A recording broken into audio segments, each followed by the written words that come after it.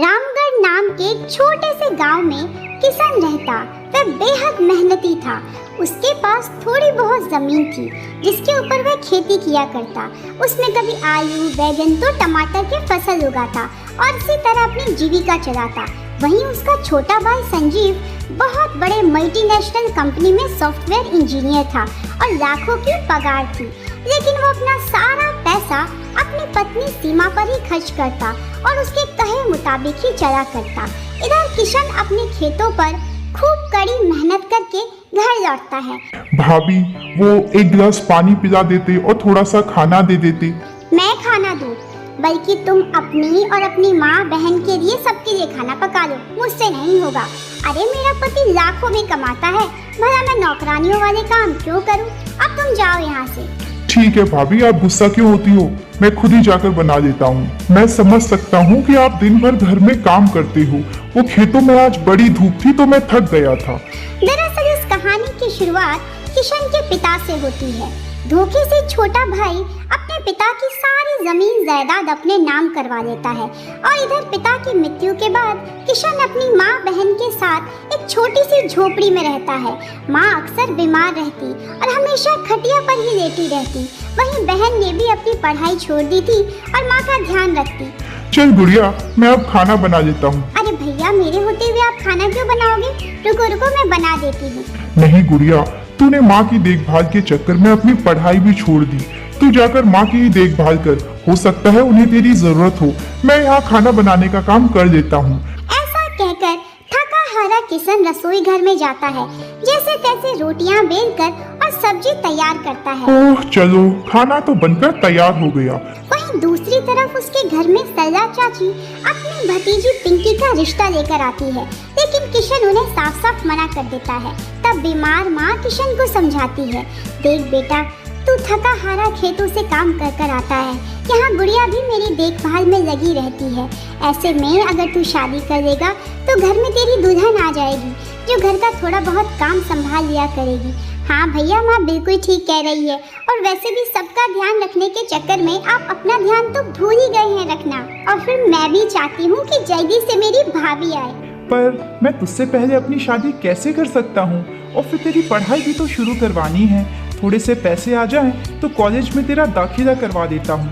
भैया वो सब हो जाएगा, बस मुझे अब कुछ नहीं सुनना। हम कल सरला चाची की भतीजी को देखने जा रहे हैं। अगले दिन किशन सरला चाची की भतीजी पिंकी को देखता है। पिंकी की सादगी और सरल स्वभाव उसे पसंद आ जाता है। गांव के छोटे से मंदिर में दोनों समाज के सामने शादी कर देते हैं। पिंकी को भी किशन का नेक दिल और भोलापन भा जाता है और वे दोनों शादी के 7 फेरों के बाद अपने घर लौटते हैं। पिंकी अपने मायके से दुर्गा माँ की एक मूर्ति लेकर आती है और अपनी छोटी सी घास फूस की कुटिया में उस मूर्ति को स्थापित कर देती है। उसकी ऐसी श्रद्धा और भक्ति देखकर पति और सास भी बेहद खुश होते हैं। तो तुम दुर्गा माँ पर बहुत विश्वास रखती हो? हाँ, मैं अपने सारे काम करने से पहले उनका आशीर्वाद जरूर लेती हूँ। और देखना, अब वो इस घर में आ गई है ना, तो सब कुछ ठीक हो जाएगा। उस दिन के बाद से पिंकी अपनी बूढ़ी और बीमार सास का बहुत ध्यान रखती है। उनसे बातें करती है, उनके लिए पौष्टिक खाना बनाती है, उन्हें दवाई टाइम पर देती है। उसका ये स्वभाव घर वालों का दिल जीत जाता है और वे जल्द ही पूरे घर वालों के साथ घुल मिल जाती है। इधर अब किशन बेफिक्र होकर अपने खेतों में बीज डालता है। इस बार वह बैगन की खेती करने के बारे में सोचता है। ऐसा सोचकर वह पूरे बीज और खादों को अच्छे से जमीन में दबा देता है। उसके बाद पानी से उनकी सिंचाई करता है। देखते ही देखते छोटे छोटे बैगन के पेड़ आ जाते हैं और कुछ ही दिनों में उसमें से सुंदर सुंदर बड़े बड़े पौष्टिक बैगन निकलकर बाहर आ जाते हैं। अरे वाह, कितनी अच्छी फसल हुई है। इस बार तो मुनाफा भी खूब ही अच्छा होगा। किशन खुशी खुशी अपने घर लौटता है। अपनी बूढ़ी माँ और पत्नी को अच्छी फसल के बारे में बताता है। पिंकी की खुशी का ठिकाना नहीं रहता। वह दुर्गा माँ की प्रतिमा के सामने हाथ जोड़ती है। इधर किशन अपनी बहन से कहता है, मैं तेरा एडमिशन बड़े ही अच्छे कॉलेज में करवाऊंगा। अब तू अपनी पढ़ाई की चिंता मत कर। बहन गुड़िया बाजार से सब्जियां लेकर वापस आ रही होती है कि तभी उसकी नजर अपने छोटे भाई और भाभी पर पड़ती है, जिन्हें देखकर उसे बेहद गुस्सा आता है। भाभी, आपको पता है बड़ी भाभी इतनी अच्छी है। आप तो मुझसे घर का सारा काम करवाती थी, लेकिन उनके आते ही मेरा कॉलेज में एडमिशन हो गया है। भैया की भी काम में तरक्की हुई है।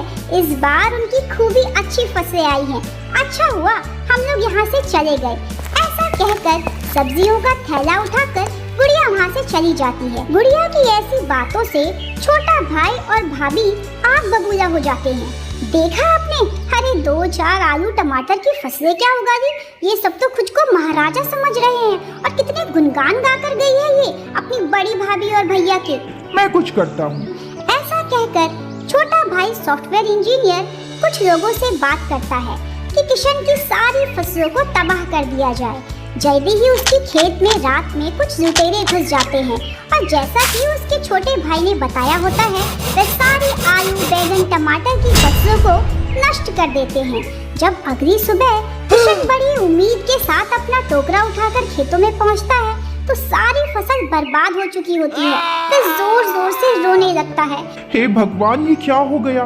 कल ही तो इतने सुनहरे टमाटर खेत में निकले थे और आज तो मैं बर्बाद हो गया। मेरा परिवार क्या खाएगा?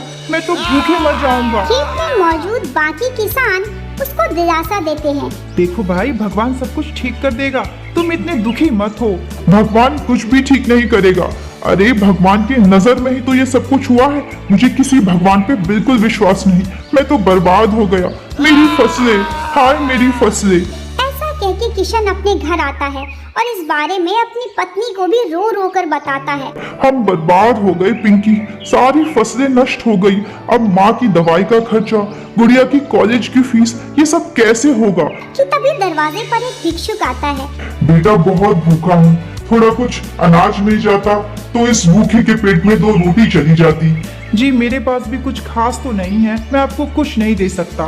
लेकिन तभी पत्नी पिंकी एक छोटे से कटोरे में चावल और नमक भरकर लाती है। अब जो होना था वो तो हो गया, लेकिन कभी भी द्वार से कोई भिक्षुक या कोई ब्राह्मण ऐसे खाली हाथ नहीं जाना चाहिए।